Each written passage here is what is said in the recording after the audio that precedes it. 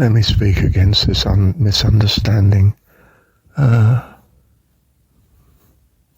Desire, absolutely wonderful God-given thing, desire. What do you think love is but desire? Trust, but the desire to trust. Hope, we long for hope. Life, desire. Oh, sure, we can desire the wrong things, but there's nothing wrong with desire. It has to have the right object, of course, to be a wonderful blessing. If it's the wrong object, it doesn't bring life. So desire is in all of his creation because he made it. In its very heart, every atom has a desire, a propensity to do things, an inclination towards. It gravitates in a certain way. It continues in motion, in potential dynamic, or what we call kinetic energy. You know, it's in motion, and even if it's still, it's potentially an action. Desire is a absolute foundation of love. It's something to do with will and self, and they've all been condemned absurdly by religion. Ego, condemned.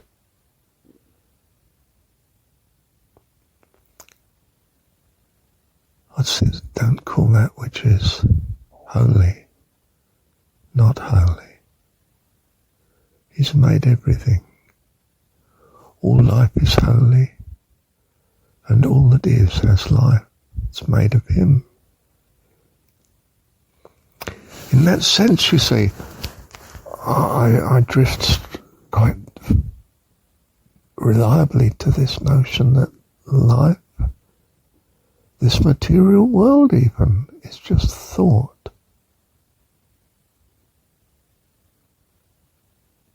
We are his thoughts. The creation is his thoughts. Life is. Something of this spiritual thing we think of as thought is intangible. But without thought, there's no life. And without thought, there's no recognition and appreciation of other life. Of anything, in fact. But I think all things have life. This notion Paramhansa has that, and not him alone, of course, that every atom is made up of lifetrons. Thought. I don't know what thought is. It seems to inhabit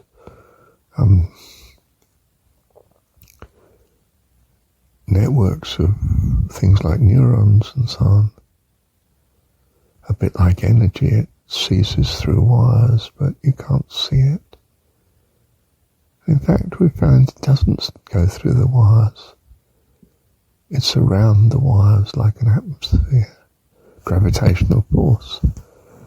You know, when the current charges down the wire, it's not. It's the force field around it shifting, responding. And it's not clear it does respond in a knock-on sort of way, but an instantaneous way. If anything, slowed down by the wire, the metal. So we're worried about, living under a pylon, set of pylon, wires, cross-country, high tension, terrifically high voltage. large, strong magnetic field around it, perhaps damaging to life. Too powerful, you know.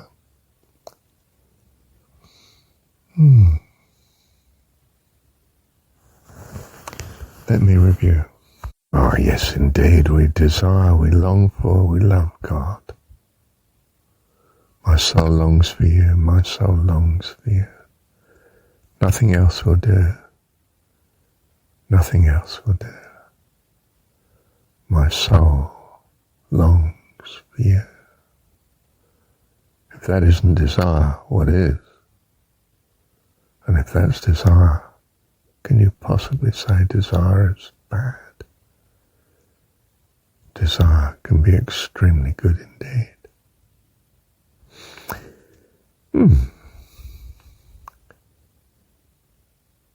How did religion mangle it all?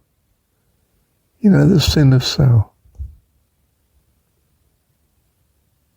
Well, the sin of a narrow desire, a bounded desire, crushed and locked up, locked in, instead of ever expanding. I mean, the desires of God for all creations, all life, all fellowship, communion, all heavens,